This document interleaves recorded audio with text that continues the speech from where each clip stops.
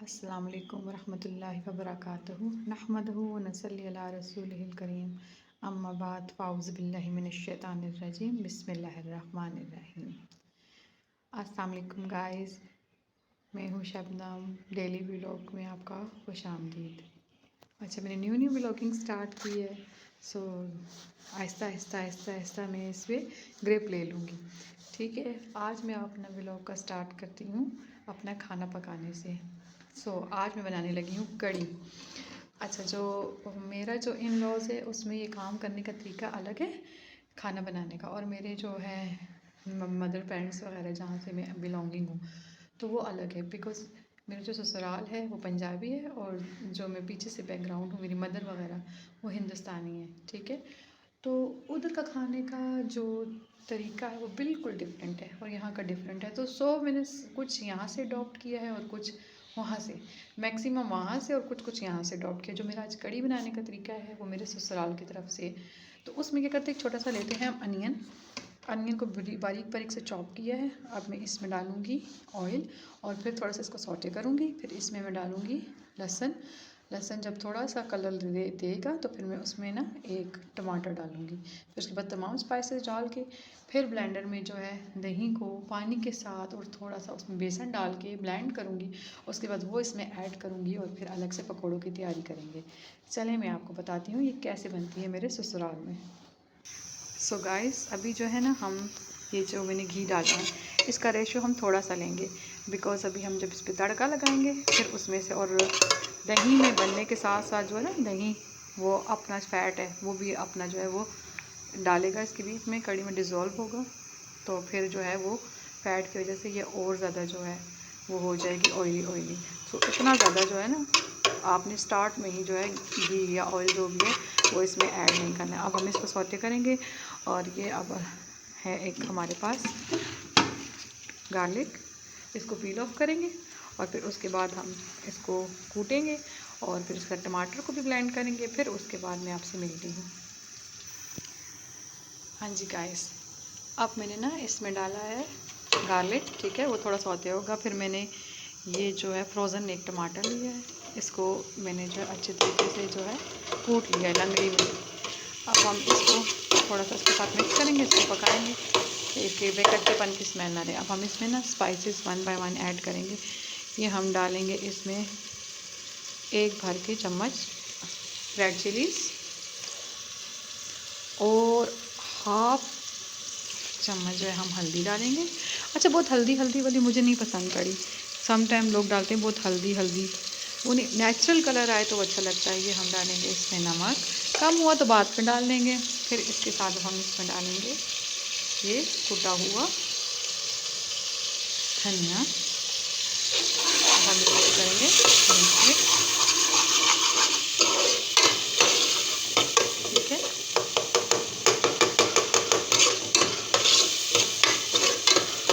इसको थोड़ा सा भूनेंगे। फिर इसमें हम थोड़ा सा ऐड करेंगे पानी, ताकि जितने भी मसाले इनका कच्चापन ख़त्म हो जाए। वो कच्ची सी स्मेल बुरी लगती है, कच्चा खाना अच्छा नहीं लगता। अब हम क्या करेंगे, अब हम लेंगे एक गिलास, उसमें हम डालेंगे पानी भर के, वो अब हम इसमें करेंगे ऐड। ठीक है, ये थोड़ी देर तक ना ये इस पानी में पकता रहेगा।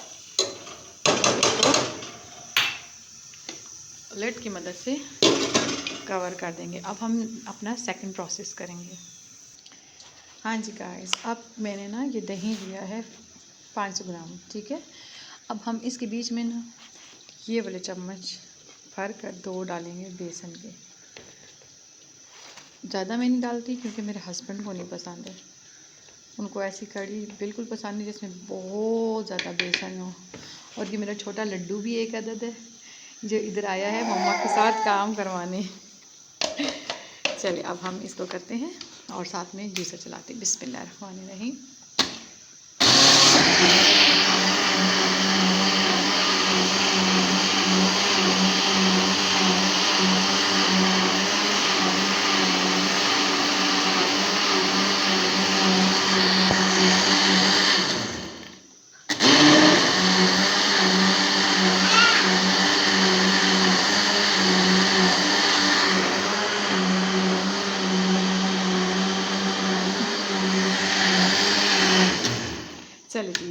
अब इसकी ना अच्छी सी जो है वो लस्सी सी बन गई है। अब इसको थोड़ी देर इधर ही रखेंगे और अभी हमारा ये जो मसाला है ये देखिए, ये थोड़ा सा अच्छे से हो जाए, इसको हम अच्छे से भूनेंगे। भूनने के बाद हम ये मिक्सर इसमें डालेंगे और जब तक बॉयल नहीं आता तब तक हम चम्मच चलाते रहेंगे, ठीक है। आई डोंट नो, मेरी मम्मा कहती हैं अगर ना हिलाओ तो वो गुठलियाँ सी बन जाती हैं, सो मैं चलाती रहती हूँ, जैसे बड़े कहते हैं वो बात हम मान लेते होते हैं। चले अब मिलते हैं थोड़ी देर तक। हाँ जी गाइस, अब देखिए हो चुका है ये मसाला बिल्कुल भूनने के स्टेज पर, ठीक है। ये अच्छे से भून चुका है। इसमें मैंने ग्रीन चिलीज़ भी डाली हैं, इसका फ्लेवर जो है ना वो इस कड़ी के टेस्ट को और इन्हेंस करेगा। अब जो हमने मिक्सर बना कर रखा हुआ था ये, अब हम इसको इसमें पोर करेंगे।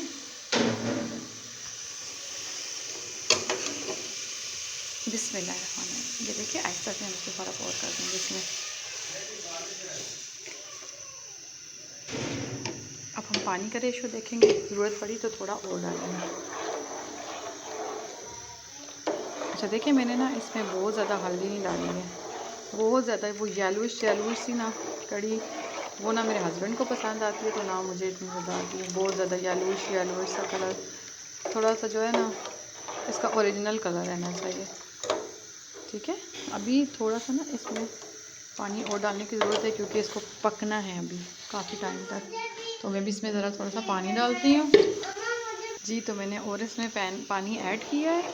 अच्छा मुझे एक समझ में नहीं आती, कुछ लोग तो कड़ी को पका के सुबह रखते हैं और इतनी देर तक पकाते रहते हैं, हालांकि ये मिनटों का काम होता है पकना, लोग घंटों घंटों लगे रहते हैं, वो मुझे समझ नहीं आती। आप इस तरीके से कड़ी बनाएं, आप देखिएगा वैसा ही टेस्ट आएगा।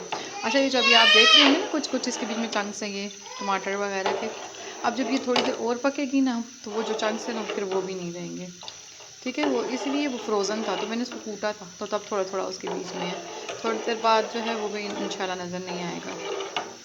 तो अब हमने इसको जब तक बॉयल नहीं आता तब तक थोड़ी थोड़ी देर बाद इसमें चम्मच लाना है, तब तक मैं जो हूँ वो पकौड़ों का मिक्सचर काटूँगी, साथ ही मैं पकौड़े भी बना लूँगी, फिर उसके बाद भी वो इसमें ऐड कर लूँगी। ये हमारी झटपट मज़ेदार सी जो है वो कड़ी तैयार है जी। तो गाइस ये देखें, ये बॉइलिंग स्टेज पर आ चुकी है, ठीक है। उसके बाद हम इसका फ्लेम जो है वो बिल्कुल हल्का सा कर देंगे, ये थोड़ी देर पकेगी। इतनी देर में मैंने यहाँ पर सारा जो है वो मिक्सचर काट लिया है पकोड़ों का।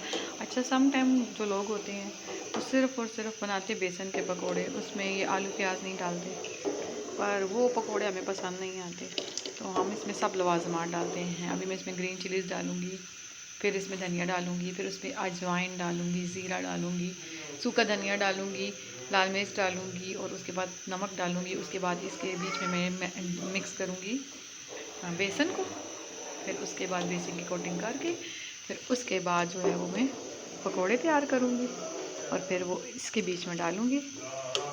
बस ये मुझे आपको स्टेज दिखानी थी कि इसमें बॉयल आ रहा है, ठीक है, इसमें बॉयल आ रहा है। तो अब हम इसको क्या करेंगे, थोड़ी देर के लिए हल्की आंच में छोड़ देंगे। ये देखिए ये बबल्स बन रहे हैं बॉइलिंग के, बस इसके बाद हम इसका फ्लेम बिल्कुल लाइट सा कर देंगे कि उसमें आराम से ये थोड़ी देर पकती रहे, क्योंकि कच्चापन नहीं आना चाहिए ना बेसन का ना मसालों का, ठीक है। ये देखिए गाइस, मैंने आपसे कहा था ना मैं थोड़ा सा इसमें डालूँगी ऑयल या घी, देखिए कितना मैंने बिल्कुल थोड़ा सा डाला था और ऊपर देखिए आप कितना ज़्यादा इस पर आया है, और इसीलिए ना थोड़ा सा बिल्कुल डालना चाहिए, बहुत ज़्यादा दबा के नहीं, वरना फिर बहुत ज़्यादा ऑयली हो जाएगी। देखिए अब जो इसमें जो चंक्स थे वो भी नज़र नहीं आ रहे, अब आहिस्ता आहिस्ता ये मज़ीद पकेगी, मज़ीद ये हो जाएगी। मैं सिर्फ ये आपको दिखाना चाहती थी कि ये देखिए कितना ज़्यादा इसमें ऑयल जो है वो आएगा।